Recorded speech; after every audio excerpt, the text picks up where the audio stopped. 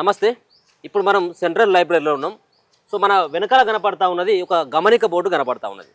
దాంట్లో ముఖ్యంగా ఈ సెంట్రల్ లైబ్రరీలో ఎవరు కూడా విద్యార్థులు ధర్నాలు చేయొద్దు, ఎవరు మీడియా వాళ్ళతో మాట్లాడకూడదు, ఎవరు కూడా సమావేశం కాకూడదంటూ ఆ గమనిక బోర్డులో కనపడతా ఉన్నది. కేవలం అది నిన్న ఏర్పాటు చేసినటువంటి బోర్డు మాత్రమే. ఈ బోర్డు ఏమో నిన్న ఏర్పాటు చేస్తే ఇక్కడ పక్కనేమో సీసీ కెమెరాలు, ఈ సెంట్రల్ లైబ్రరీ చుట్టూ సీసీ కెమెరాలు పెట్టిళ్ళు. ఎందుకంటే ఇక్కడ ఎవరు కూడా మాట్లాడకూడదు, ఎవరు కూడా ధర్నాలు చేయకూడదు, ఎవరు కూడా ఉద్యోగాల కోసం ఎవరు కూడా సెంట్రల్ లైబ్రరీ దగ్గర అడగకూడదు.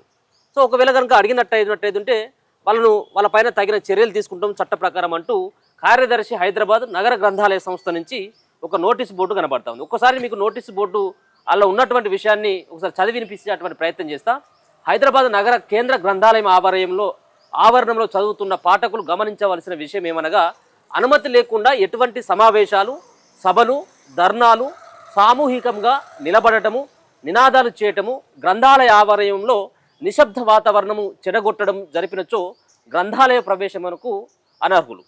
సో ఎవరైనా కానీ నలుగురు కనుక ఏ అనుమతి లేకుండా వాళ్ళంతా కూడా సమావేశం కావద్దు, సభలు, ధర్నాలు అసలే పెట్టకూడదు. పెట్టినట్టయితే దీంట్లోకి ఇంకోసారి మేము రానియమంటూ ఒక పక్కన ఇది ఒక నోటీస్, ఒక వార్నింగ్ అని చెప్పుకోవచ్చు. సో ఇది ఎప్పుడు కూడా లేదు. గతంలో కాంగ్రెస్ పార్టీ ముఖ్యమంత్రి రేవంత్ రెడ్డి రాహుల్ గాంధీని ఇక్కడికి తీసుకురావడం జరిగింది, దీంట్లో సమావేశాలు పెట్టుకోవడం జరిగింది, ధర్నాలు చేయడం జరిగింది. మరో పక్కన గతంలో ఉన్నటువంటి ప్రభుత్వం పైన పోరాటం చేసేటువంటి ప్రయత్నం చేసిండ్రు. మరి ఇప్పుడు కాంగ్రెస్ పార్టీ అధికారంలోకి వచ్చిన తర్వాత ఇట్లాంటి బోర్డులు ఎందుకు ఏర్పాటు చేయాల్సినటువంటి అవసరం ఏమున్నది మాట్లాడదాం. మనతో పాటు నిరుద్యోగి జనార్దన్ గారు ఉన్నారు, ఇంకా మనకి కొంతమంది స్టూడెంట్స్ లీడర్లు కూడా ఉన్నారు. ఒకసారి మాట్లాడేటువంటి ప్రయత్నం చేసి దీనిపైన ఏమనుకుంటా ఉన్నారు అన్నటువంటి అంశాలని. జనార్దన్ గారు నమస్తే. ముందుగా సో ఏంటి ఈ గమనిక బోర్డు ఏంటి, కొత్తగా చూస్తా ఉన్నాం, మళ్ళీ సెంట్రల్ లైబ్రరీలో సీసీ కెమెరాలు కానీ నోటీస్ బోర్డు కానీ, సో దీని మీద ఏం చెప్పదలుచుకున్నారు అన్న? ఇక్కడ గతంలో మేము చాలా సార్లు కూడా ధర్నాలు చేసినాం. ఈ కాంగ్రెస్ పార్టీ గెలవడానికి కీలకంగా ఇక్కడి నుంచే పనిచేసినటువంటి సందర్భం. గెలవడానికే కాదు, గెలిచినాక ఇక్కడ వచ్చి విజయోత్సవ ర్యాలీలు చేసుకున్నారు. వీళ్ళు అసలు కాంగ్రెస్కు షార్ట్ ఫాల్ అయ్యేటట్టుంది, 60 లోపు వస్తే వీళ్ళు ఎక్కడ దూకుతారో అని ఆ రోజు నేనే అశోక్ నగర్లో మిమ్మల్ని కాళ్ళు మొక్కి గెలిపిస్తున్నాం, కాంగ్రెస్ వాళ్ళు అధికారం రాదేమని వేరే పార్టీకి దూకితే కబర్దారని ఒక దిష్టిబొమ్మ చేసి చెప్పుల దండేసి పెట్టినాం. పెట్టినాక మధ్యాహ్నానికి కంప్లీట్ మ్యాండేట్ వస్తుందని తెలిసి వచ్చినాక ఇక్కడనే వచ్చి మరి నేనే బాంబులు కాల్చిన. మరి ఆ రోజు కాంగ్రెస్ వాళ్ళు ఎందుకు అనలేదు? మరి ఇదే రియాజు, ఇక్కడ ఉన్నటువంటి కోదండరామ్ సారు, ఆగ్నూర్ మురళి అందరు కూడా ఆ రోజు వచ్చి ఇక్కడ శాలువాలు కప్పించుకున్నారు కాంగ్రెస్ గెలవగానే. దానికన్నా ముందు ఇక్కడ రాహుల్ గాంధీ గారు వచ్చేసి మాతోటి మాట్లాడి ఈయన చప్పట్లు కొట్టించుకొని అధికారం గురించి చేసుకున్నారు. మరి అదే రియాజ్ గారు ఇందులో ట్రాన్స్లేటర్ గా పనిచేసిండు. మరి అలా సోయి లేదా వీళ్ళకు? ఇగో ఇదేమో విజయోత్సవ ర్యాలీ వాళ్ళు ఇలాంటివి వీళ్ళు చేసినటువంటి వాళ్ళు ఈ రోజు వరకు కూడా ఏ ఉద్యమం చేయాలన్నా ఏం చేయాలన్నా ఉద్యమాలు అంటన్నా మేము ఎక్కడనో పత్తి గింజల గురించో, ఎక్కడనో రైతుల గురించో, ఎక్కడనో కరెంటు రావట్లేదనో ఇంకేదో రావట్లేదని తెలంగాణ సమాజంలో, ఈ భారతదేశ సమాజంలో, ఈ ప్రపంచంలో ఉన్న అన్ని సమస్యల గురించి కొట్లాడట్లేమన్నా. మాకు కూడా అంత సమయం లేదు. ఆకలి కడుపులతోటి ఉన్నాం. ఆడ 5 రూపాయల అన్నపూర్ణ క్యాంటీన్లో భోజనం చేస్తున్నాం. మాకింత ఉద్యోగం వస్తే మా తల్లిదండ్రులకు ఇంత ఆసరైతాం, మా కుటుంబాలు బాగుపడతాయని 7 సంవత్సరాలకు వెళ్ళి చదువుకునేటటువంటి పిల్లలు ఉన్నారు.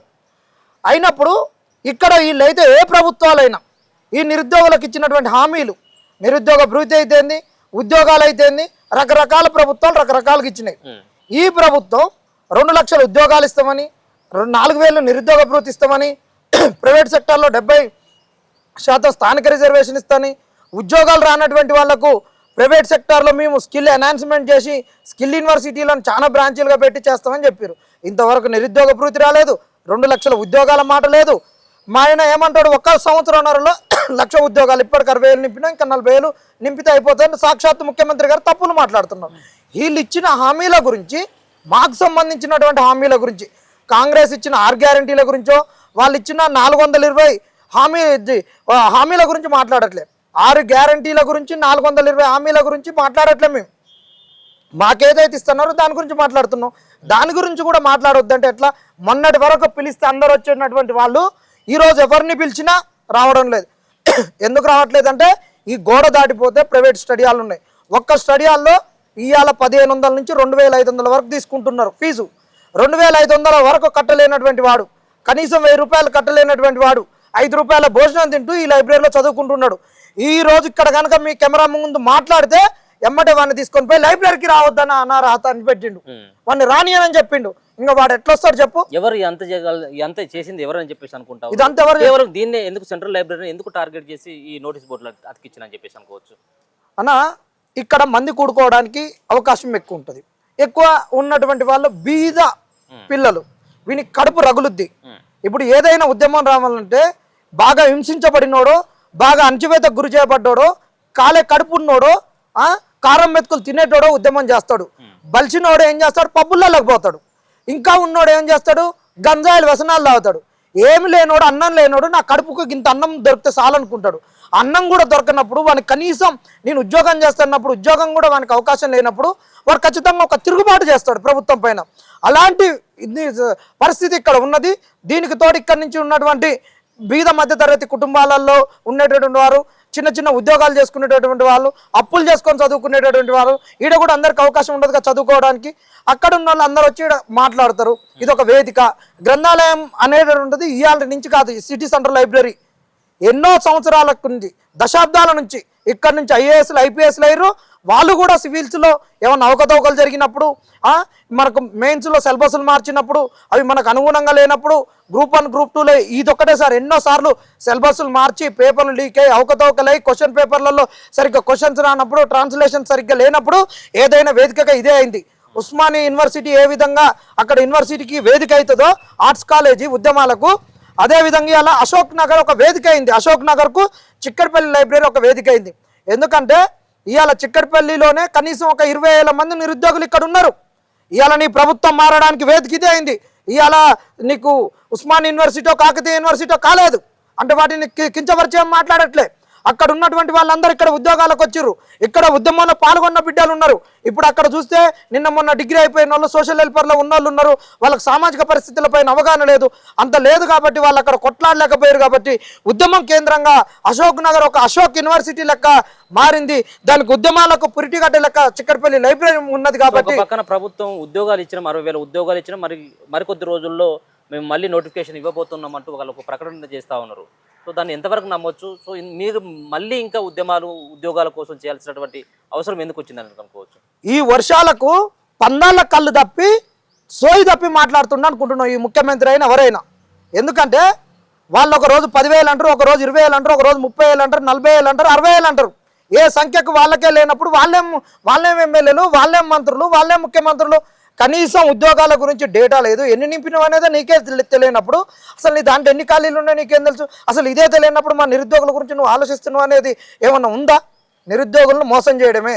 వాళ్ళు ఇచ్చింది ఏం లేదు. గత ప్రభుత్వంలో ఇచ్చినటువంటి వాటికి చిక్కుముళ్ళు ఉన్నాయి అన్నారు.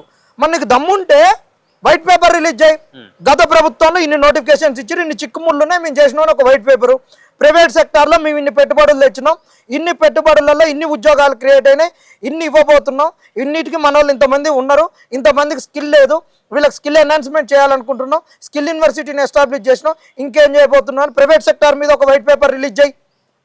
దాని తర్వాత నువ్వు ఈ ప్రైవేట్ సెక్టార్ అయిపోయినాక, గవర్నమెంట్ సెక్టార్ అయిపోయినాక ఇంకా నిరుద్యోగులకు నువ్వు ఇస్తున్నటువంటి ఒక వడ్డీ లేని రుణాల గురించి ఎంతమందికి ఏం చేయాలనుకుంటున్నావు దాని గురించి ఒక వైట్ పేపర్ రిలీజ్ చేయి. ఆ వైట్ పేపర్లు నువ్వు అన్నిటికీ రిలీజ్ చేస్తా అంటున్నావు కదా, మరి మా నిరుద్యోగుల గురించి ఎందుకు వైట్ పేపర్ రిలీజ్ చేయటం లేదు? మరి దమ్ముంటే చేయమను. నెక్స్ట్ ఉన్న ఖాళీల మీద నేను లేదు నీకు డేటా లేనప్పుడు నేను సవాల్ ఇస్తున్నాం. దమ్ముంటే ఉద్యోగాల మీద వైట్ పేపర్ రిలీజ్ చేయి. ఈ బోకర్ మాటలు ఇవన్నీ మాట్లాడి నిరుద్యోగులను అయోమయానికి గురి చేయొద్దు అన్న. ఇప్పటి వరకు కాంగ్రెస్ వచ్చినాక 6 మరణాలు జరిగినాయి అన్న. మీకు కూడా ఇంతకుముందు చెప్పినాం. ఫస్ట్ అమ్మాయి గ్రూప్ 4 రిజల్ట్ ఇవ్వగానే ఒక అమ్మాయి చనిపోయింది. దాని తర్వాత సంగీత అనే అమ్మాయి వీళ్ళు పోస్టులు పెంచకుండా డేట్లు ఇవ్వడము, డేట్లు అయోమయం చేయడం వల్ల ఇంకొక అమ్మాయి చనిపోయింది. దాని తర్వాత అర్చన అనే అమ్మాయి చనిపోయింది. దాని తర్వాత ప్రత్యూష అనే అమ్మాయి చనిపోయింది. మొన్న సిరిసిల్లలో సీను చనిపోయిండు, శ్రీకాంత్, అంకం శ్రీకాంత్. దాని తర్వాత అఖిల్ అని చౌటుపల్లి దగ్గర ఒక అబ్బాయి చనిపోయిండు. 6 మరణాలకు కారణం ఎవరు? 6 గ్యారంటీలు అమలు కాలే కానీ 6 నిరుద్యోగ ఆత్మహత్యలు జరిగినాయి కాంగ్రెస్ ప్రభుత్వంలో. 6 ఆత్మహత్యలకు కాంగ్రెస్ ప్రభుత్వమే బాధ్యత. ఈ బాధ్యతల్లో ప్రధానమైనటువంటి వాళ్ళు ఎవరున్నారా అంటే రియాజ్ ఉన్నాడు. ఈయన ఎందుకంటున్నామంటే నీకు దమ్ముంటే నువ్వు అడ్డున్నావు కదా, ఉద్యోగం కొట్టాలనుకునేటోడు నా వీడియో చూడ్రి, మీరు రోడ్ల మీద తిరిగేటోడు నా వీడియో చూడొద్దంటున్నావు. అదే నీకు కనుక దమ్ము ధైర్యం ఉంటే మరి కామెంట్స్ ఎందుకు టర్న్ ఆఫ్ పెట్టుకున్నావు? కామెంట్స్ ఓపెన్ చేసి నువ్వు వీడియో చేయి. ఎవరిని మోసం చేస్తేందుకు 6 నెలల సంది ఇక వచ్చే మాపు వచ్చే ఎల్లుండి వచ్చే ఇక ఉద్యోగాలు వచ్చే నోటిఫికేషన్లు వచ్చాయని చెప్తున్నాడు. పోరగాళ్ళకు ఉద్యోగాలు వస్తున్నాయని చెప్తున్నాడు. అక్కడ నోటిఫికేషన్లు ఏమిలో వీళ్ళ కాడ తింటందుకు పైసలు ఏమి లేక ఇవాళ నిరుద్యోగులు చనిపోవడానికి గందరగోళ పరిస్థితికి ఈ రిజల్ట్స్ల అయోమయానికి కారణం రియాజ్. ఆ రోజు అందరినీ తీసుకొని వచ్చిండు అశోక్ నగర్కు. ఈ రోజు తెలుగు మీడియంకు అన్యాయం జరుగుతుంటే మరి ఈ రియాజ్ ఎక్కడ పోయినారు? ఈ సోకాల్డ్ మేధావులు కోదండరామ్ సార్ ఎక్కడ పోయిండు, ఆగ్నూర్ మురళి సార్ ఎక్కడ పోయిండు, శ్రీధర్ బాబు ఎక్కడ పోయిండు, మల్లురావు గారు ఎక్కడ పోయారు, బట్టి గారు ఎక్కడ పోయారు? సాక్షాత్తు ముఖ్యమంత్రే కదా మాతోటి ప్రెస్ క్లబ్లో మాట్లాడింది. కనీసం తెలుగు మాట్లాడరానోడు, తెలుగులో రాయలేనటువంటి వాడు, ఈనాడు పేపర్ ఇచ్చినా ఏ న్యూస్ పేపర్ ఇచ్చినా పట్టుమని ఒక 10 నిమిషాలు చదవలేనటువంటి వాడు, ఒక పేపర్ను 10 గంటలకు సమయం ఇస్తే కానీ కనీసం చదవలేని ఉన్నటువంటి వాడిని ఈరోజు నువ్వు గ్రూప్ 1 ఆఫీసర్గా పెట్టుకుంటే వాడు కింద ఫైల్స్ని ఏం మూవ్ చేస్తాడు, ఫైల్స్లు ఏం చదువుతాడు, వాళ్ళ కష్టాలు ఏమర్థమవుతాయి? ఆడపోయి యో అంటే వాళ్ళ కష్టాలు ఏమైపోతాయి? ఒక్కసారి ఆలోచించుకోరి. ఈ తెలుగు మీడియం గురించి మీరు ఎందుకు మాట్లాడట్లేరు? ఒక్క నుంచి మీరు పెట్టుకున్న అడ్వకేట్ ఏమో ఈ గుంటూరు కృష్ణా తెలుగు బాగుంటుంది, అంత బాగున్న వాళ్ళు 9% వచ్చిర్రు, మన తెలుగు బాగా లేకున్నా మన వాళ్ళు 9% గ్రూప్ 1లో వచ్చిరని మీరు లక్షలు కుమ్మరిచ్చిన అడ్వకేటు నిరంజన్ రెడ్డి గారే అక్కడ చెప్పి 10% పట్టుమని 10% లేరు. 563 పోస్టులలో 50 మంది తెలుగు మీడియం వాళ్ళు లేరు. ఈ తెలుగు మీడియం వాళ్ళు ఎంతమంది ఉన్నారో వైట్ పేపర్ రిలీజ్ చేయొచ్చు కదా. మొత్తం ఈ తెలుగు మీడియాన్ని నాశనం చేస్తున్నారు. విలేజ్ నుంచి వచ్చినటువంటి ఆడపిల్లలను ఎవరిని చదువుకోకుండా చూస్తున్నారు. మా అక్క చెల్లెలు చూడిపోతున్నారు. కనీసం వాళ్ళ మీద ఒక ఆయమన్న బట్టలు ఉన్నాయా, వాళ్ళకి ఏమైనా ఉన్నాయా? అలాంటి బిడ్డలు 5 రూపాయల భోజనాలు తినొచ్చి చదువుకుంటుంటే ఇక్కడ నుంచి దద్దం వచ్చి ఉద్యోగాలు ఇవ్వకుంటుంటే మాట్లాడుతుంటే మా బిడ్డలకు ఉద్యోగాలు రావాలంటే మాట్లాడినోడిని లైబ్రరీకి రావద్దంటాడు. ఇంకొక 2 నిమిషాలు మాట్లాడితే ఇన్న పక్కనే ఉంది చిక్కడపల్లి పిఎస్ నుంచి పంపించి నన్ను ఎత్తుకొని పోతారు. ఇది వీళ్ళు చేస్తుంది. ఈ బోర్డు పైన ఏం మాట్లాడదలుచుకున్నారు? ఇప్పుడు వీటిని తీయాలని చెప్పేసి ఏమన్నా డిమాండ్ చేస్తా ఉన్నారా, లేకపోతే ఇట్నే ఉంచాలి, లేకపోతే మేము ఇక ధర్నాలు చేయము ఇక అని చెప్పేసి ఏమన్నా డిసైడ్ అయిపోయింది? అనా ఖచ్చితంగా పాకం వస్తుంది. మంచిగా పాకం వచ్చినప్పుడు అర్చలు అవుతాయి. దీనికి వస్తుంది ఒక షగ వస్తుంది. వచ్చిన దాకా చూస్తున్నాం. వచ్చిన రోజు ఈ అన్నిటిని ఊడబీకి వీటితోటే వీళ్ళని మలిపి వాటిని మలిసి అశోక్ నగర్లో ఊరేగిస్తాం. తొడల మీద కొట్టుకుంటూ ఊరేగిస్తాం. ఎందుకంటే మా భుజాల మీద ఊరేక్కుంటూ వచ్చి దండలు వేయించుకున్న వాళ్ళు చిక్కడపల్లి లైబ్రరీలో ఆ రోజు విజయోత్సవ ర్యాలీలు చేయించుకున్నటువంటి వాళ్ళు ఈ రోజు మరి వాళ్ళని ఎట్టా మా భుజాల మీద మోయించి ఊరేగించినో ఇప్పుడు వాళ్ళని కూడా తరిమి కొడుతూ ఊరేగిస్తాం అశోక్ నగర్ వీధులల్లో. ఖచ్చితంగా వస్తుంది ఆ రోజు. దాని కొరకే చూస్తున్నాం.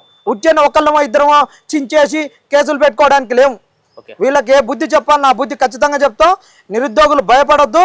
వీళ్ళు కాంగ్రెస్ మోసం చేసింది, రాజ్యాంగాన్ని కాపాడుతాం అన్నటువంటి కాంగ్రెసే ఈరోజు ఒక వాక్ స్వాతంత్రాన్ని హరిస్తున్నది. ఒకటే చెప్పదలుచుకున్నాం. అంబేద్కర్ గారు ఏమన్నాడు? ఎడ్యుకేట్ అండ్ ఎడ్యుటేట్ అన్నాడు. లైబ్రరీకి వచ్చినాక సమాజంలో రుగ్మతల పైన, వాని హక్కుల పైన, వానికి కావాల్సినటువంటి అవసరతల పైన ప్రభుత్వం ఏది కల్పిస్తని విఫలమైందో దాని గురించి వాడు ఎడ్యుటేట్ చేస్తాడు.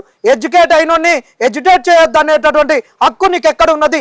లేస్తే అంబేద్కర్ గారిని చెప్పుకునేటటువంటి కాంగ్రెస్ పెద్దలు అంబేద్కర్ వాదాన్ని, అంబేద్కర్ ఇజాన్ని మేమే ముందుకు తీసుకుపోతున్నాం అనేటువంటి ఈ దొంగలు ఫండమెంటల్ రైట్స్ని ఏ విధంగా కాలరాస్తున్నారు?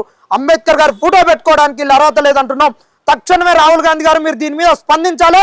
స్పందించకుండా మీరు రాజ్యాంగాన్ని పట్టుకునే నైతిక హక్కు మీకు లేదని అశోక్ నగర్ లో ఉన్నటువంటి చిక్కడపల్లి లైబ్రరీ సాక్షిగా మీకు హెచ్చరికలు జారీ చేస్తున్నాం. Thank you so much. So ఇది మొత్తానికైతే మాత్రం నిరుద్యోగులందరూ కూడా ప్రభుత్వానికి హెచ్చరికలు జారీ చేస్తున్నారు. కేవలం లైబ్రరీకి వచ్చేటువంటి వ్యక్తులు చదువుకోవడానికే కాదు, ఉద్యమాల పోరుబాటులో నడవడానికి కూడా వాళ్ళు ఇక్కడ సంసిద్ధం అవుతూ ఉన్నటువంటి సందర్భం కూడా కనబడతా ఉంటుంది. సో ఇదంతా కూడా ఒక పక్కన నిరుద్యోగులను అణచివేసేటువంటి కుట్ర, ఉద్యోగాలు ఇవ్వాలనేటువంటి అసమర్థత స్థితిలో కాంగ్రెస్ పార్టీ ఉంది. ఎట్టి పరిస్థితుల్లో కూడా రేపు ఈ ఉద్యమాలు ఉధృతమైతే ఇక్కడ ఇదే సెంట్రల్ లైబ్రరీ వేదికగా పెద్ద ఎత్తున కూడా నిరుద్యోగులంతా కూడా రోడ్డు మీదకి వచ్చేటువంటి అవకాశం ఉంటుంది. కాబట్టి అందుకని చెప్పేసి ప్రభుత్వం వాళ్ళని నియంత్రించడం కోసం, వాళ్ళని అణచివేసేందుకు మాత్రం ఈ బోర్డులు ఏర్పాటు చేసి ఖచ్చితంగా రానున్నటువంటి రోజులలో ఈ బోర్డులోని ఈ సీసీ కెమెరాలను కూడా ఊడదీసి ఇక్కడ ఉన్నటువంటి రాజకీయ నాయకులను ఏదైతే స్టూడెంట్స్ పేరు మీద వాళ్ళు పదవులు లభించినాయి వాళ్ళని ఖచ్చితంగా ఇక్కడ అశోక్ నగర్లో వీధులలో ఉరికించి కొడతామన్నటువంటి గట్టిగా వార్నింగ్ కూడా ఇస్తూ ఉన్నటువంటి పరిస్థితి కనపడతా ఉంది. కెమెరా పర్సన్ గణేష్తో అనిల్, మన తొలి వెలుగు.